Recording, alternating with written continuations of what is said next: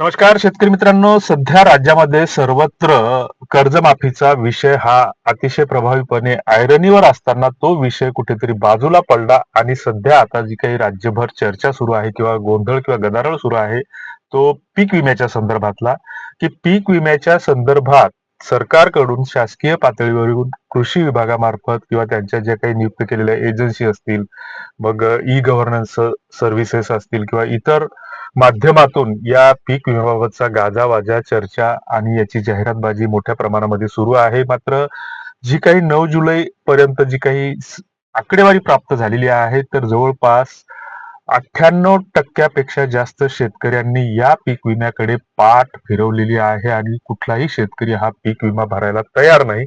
आणि मग अशा स्थितीमध्ये जे काही पीक विम्याच्या बाबतीत जी काही शेवटची तारीख सांगितली जाते पीक विमा भरण्याची, तर अंतिम तारीख जवळ येत असताना जे काही सेतू सेवा केंद्र आहेत, की जे आता पूर्वीच्या काळी त्याला सीएससी म्हटलं जायचं, तर त्या सीएससीचं आता नाव बदललेलं आहे. आपले सरकार सेतू केंद्र असं त्याचं नाव झालेलं आहे.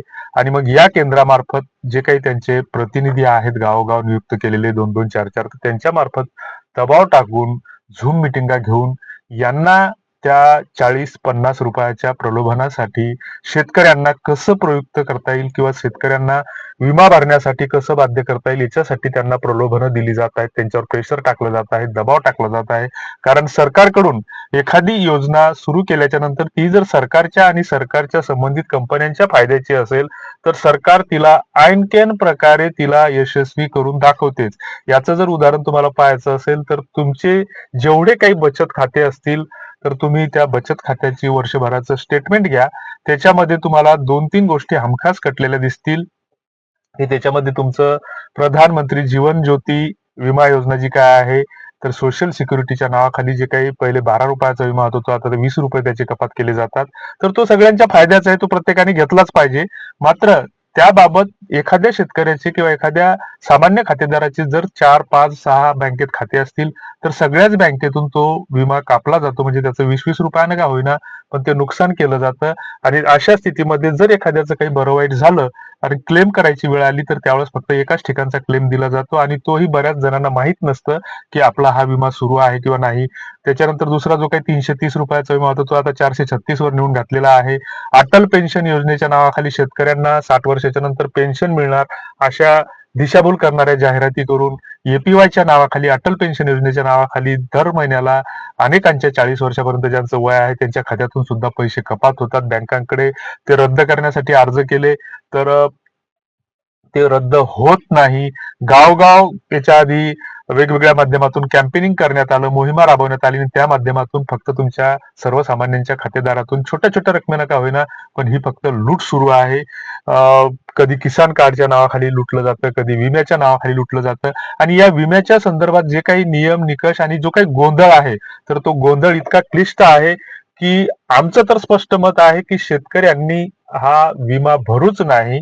कारण जे काही सम ऍश्युर्ड जी हळदीच्या पिकासाठी जर उदाहरण घ्यायचं झालं, तर सांगितली जाते तर ती जवळपास 1,80,000 आहे. मात्र 3600 रुपये तुम्हाला एका एकराचे ते पीक विम्याचे भरावे लागतात. 10,800 रुपयाच्या आसपास जवळपास 1 हेक्टर क्षेत्रासाठी तुम्हाला ते पैसे भरावे लागतात. आणि मग अशा स्थितीमध्ये वेगवेगळे नियम निकष, बुलढाणा जिल्ह्याचा प्रश्न एक ऐरणीवर आलेला आहे, चर्चेत आलेला आहे, की त्यांना दुष्काळी, गारपिटीचे किंवा अतिवृष्टीचे पैसे त्यांना भेटले, की तिथं सिद्ध झालं, अनेक जिल्ह्यामध्ये सिद्ध झालं, की त्या जिल्ह्यामधल्या नदीकाठच्या किंवा त्याच्या आजूबाजूच्या जमिनीच्या जमिनी 5-5, 6-6 फुटापर्यंत खरडून वाहून गेलेल्या आहेत. मग त्यांना नुकसानग्रस्त म्हणून काही शेतकऱ्यांना त्याची भरपाई मिळाली, मात्र त्यांना पीक विम्याचा लाभ मिळालेला नाही. आणि अशातच मग सामायिक क्षेत्र, बऱ्याच जणांचे मोबाईलचे ओटीपीचे प्रॉब्लेम आहेत. त्याच्यानंतर तुमचा याच्यामध्ये जे काही छोटे छोटे नियम जे काढलेले आहेत, तर तुम्ही जो काही पटवाऱ्याकडून किंवा तलाट्याकडून जो काही पेरा घ्याल, तर तो पेरा घेतल्याच्या नंतर ज्या पिकाच्या नोंदी तुम्ही पीक विमा भरताना केल्या जाणार, त्याच्यानंतर तुमचा 7/12 हा तिथे व्हेरीफाय होणार. त्याच्यामध्ये जर तुमचं सामायिक क्षेत्र असेल, मग समजा एखादा 7/12 4.5 एकराचा असेल आणि तो तिघांच्या नावावर असेल, तर तिथे बऱ्याचदा दोघांची नावं दाखवत नाही, एकाच नाव दाखवतं. किंवा बाकीचं एकाचं नाव दाखवत नसेल किंवा दाखवत असेल, तर तिथं त्या बाकीच्या दोघांची संमतीपत्र त्या ठिकाणी घेणं आवश्यक आहे.